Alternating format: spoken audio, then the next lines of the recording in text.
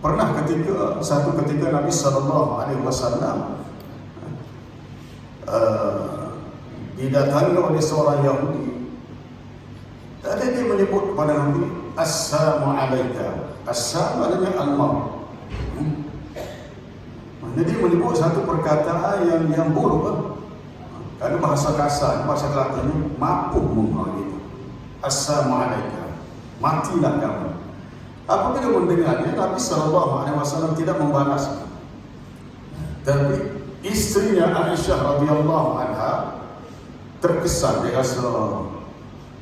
rasa sedih lah apabila Nabi sendiri berkatakan begitu. Lalu dia jawab, dia kata, bahkan wa'alaikassalam, mati itu, kecelakaan itu untuk kamu. Apa jawaban Nabi? Nabi SAW menjawab, alaiki ya Aisyah, alaiki birrifqi, kamu mesti berlembut. Dia lah orang kata apa, kita dengar saja. Sebab orang yang mengatakan begitu adalah termasuk al-jahilun, orang-orang yang jahil. Inna rifqa la yakunu fi syai'in illa zanahu wa la yunzamu min syai'in illa sya'lahu. Sifat ar-rifq, sifat berlembut. Tiadalah ia berlaku pada sesuatu kecuali dia lebih mengindahkannya, dan tidaklah ia dicabut daripada sesuatu kecuali dia akan mencacatkannya. Jadi kena ada sifat ar-rifq ataupun sifat al-hilmu, sifat penyantun. Penyantunnya orang yang boleh kawal perasaan malu, dia boleh walaupun rasa pahit, gelepar nak malu, kita boleh boleh tendai gitu. Lepas tu dia ingat sendiri. Jadi bila berdepan dengan al-jahilun, orang-orang yang jahil, mereka membalas dengan perkataan yang baik, salaman. Salaman. Kalau nak balas dengan yang kasar mungkin boleh, tapi tindakan itu bukan pilihan yang terbaik. Sebab kaedah dalam agama ni, bila seseorang melakukan kejahatan, keburukan, kita boleh membalasnya kalau kita memilih untuk membalasnya. Wa jazaa'u sayyi'atin sayyi'atun misluha. Balasan bagi satu kejahatan adalah kejahatan yang seumpamanya. Dia kata boleh kita sah perkataan, kita pun jawab sah, boleh, tapi dari lebih. Tetapi sesiapa yang memilih faman afa wa aslaha fa ajruhu 'ala Allah. Sesiapa yang memilih untuk memaafkan dan untuk islah, untuk perbaiki keadaan supaya lebih baik, maka pahalanya ada di sisi Allah. Jadi yang pertama, ibadur rahman, orang yang bersifat al-hilmu, bersifat tawadhu apabila berdepan dengan kalangan manusia yang berbagai kerana. Lebih-lebih lagi kita duduk sekolah, kita berdepan dengan macam-macam. Pengalaman-pengalaman kita, ibu bapa ada lewat mari bawa anak asrama malu. Kita sekolah kita ada peraturan, jadi dia orang tak ada ikut, jadi kita kena sabar. Pernah wahai sebenarnya ada keluarga pelajar masuk asrama lama, lepas tu memburuk-burukkan dalam media sosial Instagram. Jadi kita nak sekat tau, sebab dunia sekarang terlalu terbuka. Mudah saja dia orang boleh rakam dengan telefon bimbit dan boleh viralkan, dan akan timbul banyak persepsi negatif. Memang kita kena sabar. Pertama kita kena sabar sebab kita nak mencari kesempurnaan satu patut ada. Kita pun ada kekurangan, ada kelemahan, tapi yang pertama kita kena ada sifat al-hilmu, sifat penyantun, boleh menahan marah dan boleh bersifat merendah diri. Kalau kita akui bahawa kekurangan itu ada pada kita, kita cuba perbaiki. Yang wair kemudian negatif pun salah juga. Mungkin kita, sebagai satu muhasabah untuk kita melihat di mana apa-apa yang perlu kita tambah baik. Itu yang pertama. Payuh sebenarnya sifat al-hilmu, sifat tawadhu, payuh. Kita bila kita tu rasa apa dia? Rasa kaci gigi nak malu. Bila rasa nak malu.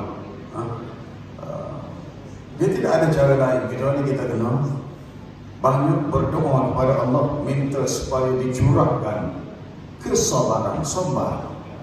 Rabbana afrigh 'alaina sabran, wahai Tuhan kami, curahkan kepada kami kesabaran.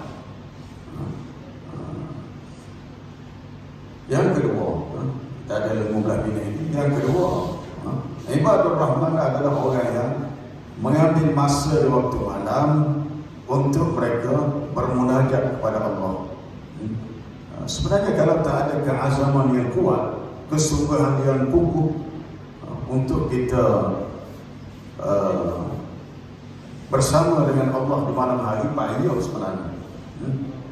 Walaupun kita tahu orang-orang saleh di zaman umat terdahulu menjadi kebiasaan bagi mereka untuk mengisi malam dengan beribadah kepada Allah. Nabi SAW bersabda, "Alaikum biqiyamil lail fa innahu da'bus salihin qablakum." Hendaklah kamu melakukan ibadah malam, qiyamul lail, kerana ia adalah sebahagian daripada kebiasaan orang-orang saleh zaman terdahulu. Bangun malam itu menjadi satu KPI, menjadi satu key performance index untuk kita ukur diri masing-masing lah. Ukur diri masing-masing. Dan seminggu berapa malam kita ada untuk bangun malam. Kalau kita kata mungkin hari ini kita letih sebab banyak kelah masuk, patah ada tambah cuaca panas balik jam letih.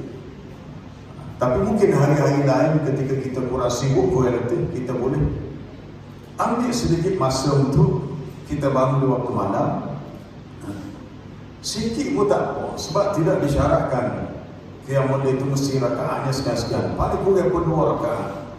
Kata Ibnu Umar radhiyallahu anhu, Nabi SAW bersabda, "Salatul lail masna masna.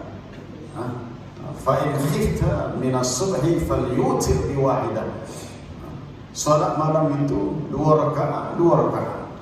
Maksudnya 2 rakaat, 1 salam. 2 rakaat.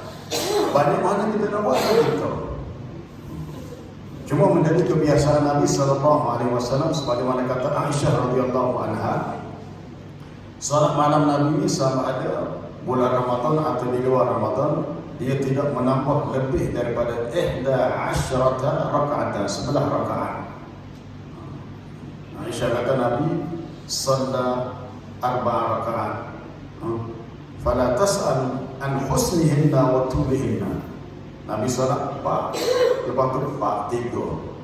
Maksud 4 bukan 4 rakaat, 1 salam, 2 rakaat. Lepas tu dia terus bangun, salat rakaat 3 ke 4, dia rehat lama. Untuk masuk rakaat yang ke 5 ke 6, dia rehat dulu.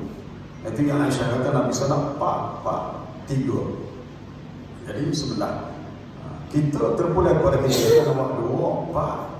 Sikit pun tak apa, asalkan kita boleh buat secara berterusan. Berterusan itu payah.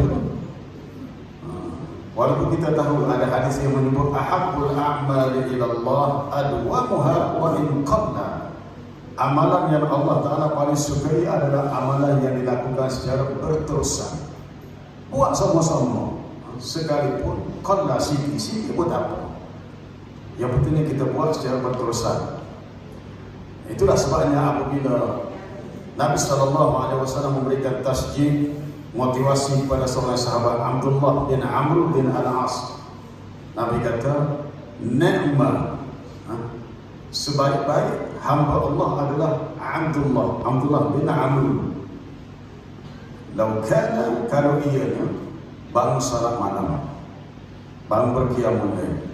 Bila Abdullah bin Amr dengar Nabi sebut ini, dia kata dia tidak pernah lagi meninggalkan salat malam selepas itu. Sekali yang Nabi tegur, punya dah berbekas dalam jiwa dia, tinggal. Itu sahabat yang dididik untuk mudah terima nasihat ataupun terima sesuatu pesanan daripada Nabi SAW. Jadi kita sebagai pendidik, lebih-lebih lagi kita berdepan dengan banyak ujian, banyak cabaran yang kadang-kadang boleh menyebabkan kita fikir, kita rasa enggak boleh nak baca cepat-cepat.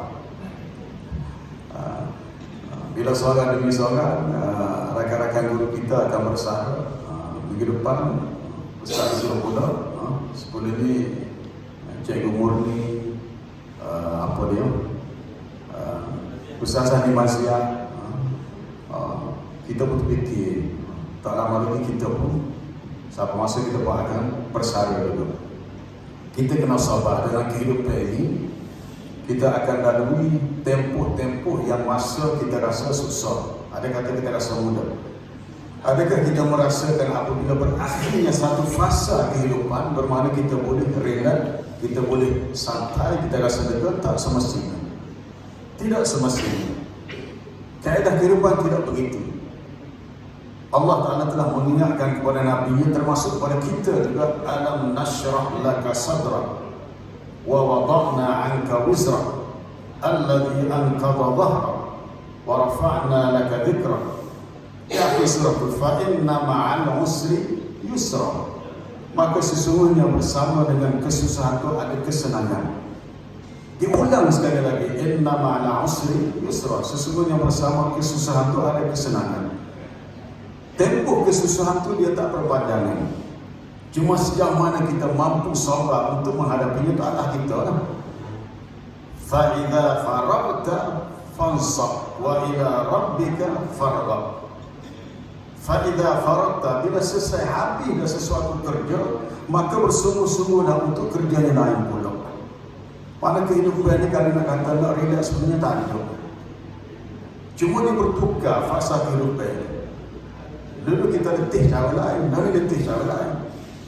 Ada setengah tu kata, lepas ni relax tak kerja patching dah. Letih pun tidak ada cucu pula. Tapi lain tu. Tak kaya selama-lamanya anak kita duduk rumah dia. Kadang-kadang sekali-kali dia mari, mungkin dia ada kerja tak tinggal atau ketuk dia ke nenek dia, kita kena jaga cucu dia. Itu biasa. Itu adalah perkara biasa dalam fasa kehidupan yang kita akan lalui.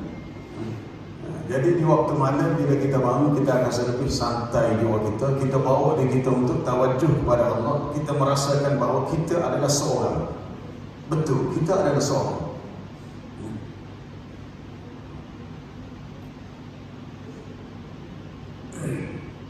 Qul innama a'idukum biwahidah an taqumu lillah masna wa furada summa tatafakkaru. Katakanlah, aku mengingatkan kamu, memberi nasihat kepada kamu, wahidah, sama ada dengan satu perkara yang penting. Kemudian fikirlah, summa tatafakkaru, sama ada kita bangun untuk melaksanakan perintah Allah secara furada seorang-seorang diri ataupun dengan yang lain. Masnani dua. Seperti kita bangun salat malam, sama ada kita nak salat seorang diri atau kita nak kejutkan pasangan kita untuk bangun salat bersama, itu atas kita. 2-3 orang saja duduk Kelantan, orang lain banyak di jauh. Pak mertua dah meninggal, suami dia dah meninggal, mak mertua pada anak ramah. Tapi oleh kerana orang lain jauh-jauh belakang, akhirnya dia melalui hari-hari usia emasnya persendirian. Mula kadang-kadang kita pilih duduk sore rumah dia tu, pertama duduk sore dan duduk di satu pondok Yakub Sambal daripada Pasar Putih. Kita berfikir satu masa nanti bila kita melalui fasa kehidupan begitu, belum tentu anak kita 5 orang, 7 orang, 8 orang ini ada bersama dengan kita.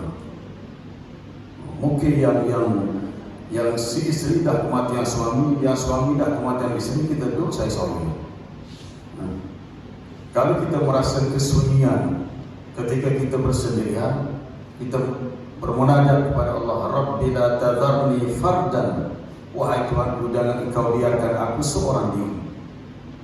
Kita akan rasa kesih, kata kesih. Bahasa Arab kata rasa al-wahsyah.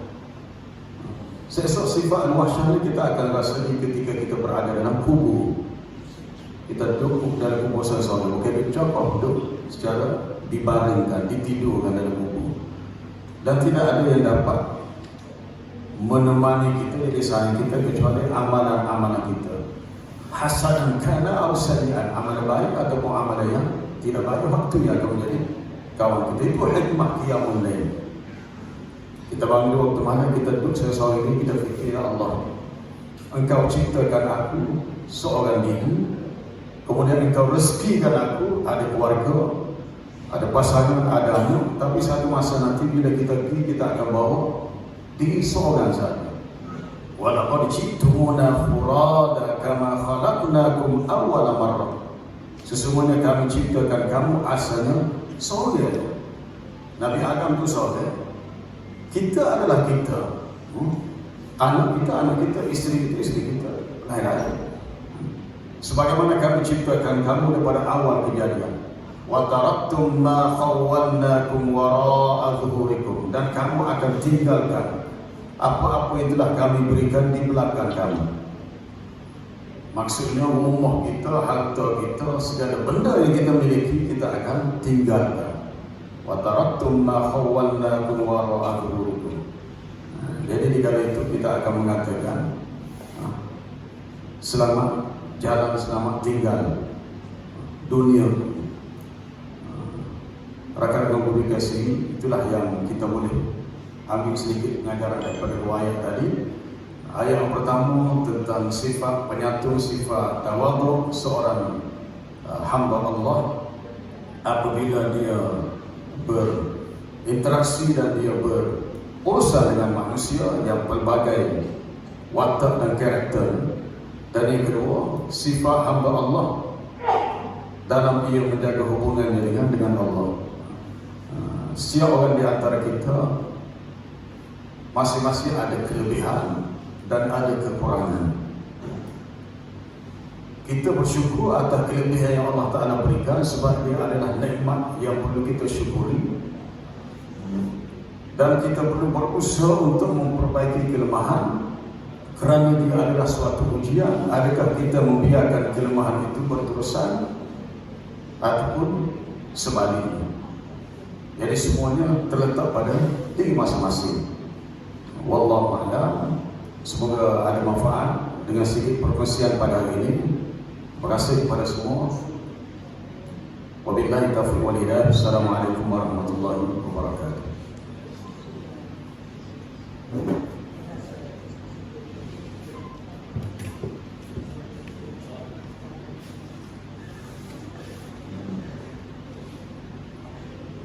Terima kasih kepada Al-Fadhil Ustaz Baru Hisham atas perkongsian tentang sifat Ibadur Rahman. Sebelum saya meneruskan pada sesi penutup, saya menjemput semua pentadbir dan Al-Fadhil Ustaz Baru Hisham untuk naik duduk di atas podium.